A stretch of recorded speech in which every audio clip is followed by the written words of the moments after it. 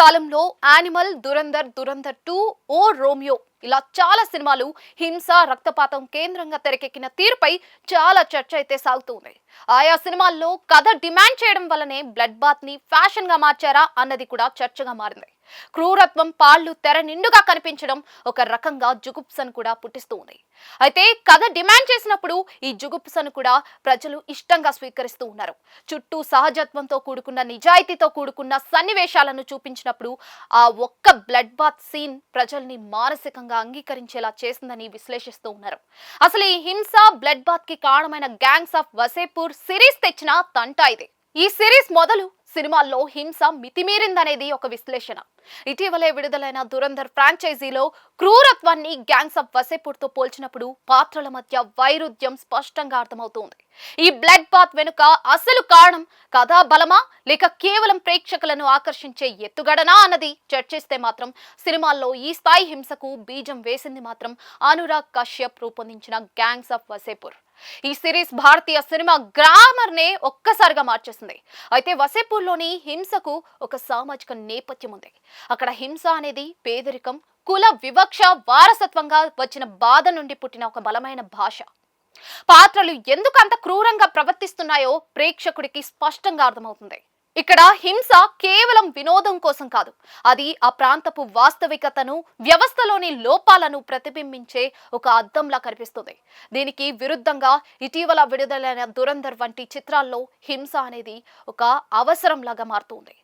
వసేపూర్లో నైతిక సంఘర్షణ, సంక్లిష్టత ఉంటే దురంధర్లో అది కేవలం ఏకపక్షంగా సాగుతుంది. దురంధర్ వంటి చిత్రాలు జాతీయ ఉద్వేగాలను వాడుకుని హింసను దేశభక్తి ముసుగులో సమర్థించే ప్రయత్నం చేస్తూ ఉన్నాయి. ఇక్కడ విలన్లు కేవలం స్టీరియోటైప్ పాత్రలుగా మాత్రమే మిగిలిపోతూ ఉన్నారు. వారికి ఎటువంటి బలమైన నేపథ్యం కానీ, మనుషుల్లో ఉండే సహజమైన వైరుధ్యాలు కానీ ఉండవు. ఇది కేవలం ప్రేక్షకుడికి కావాల్సిన మంచి వర్సెస్ చెడు అనే మైండ్ గేమ్ మాత్రమే.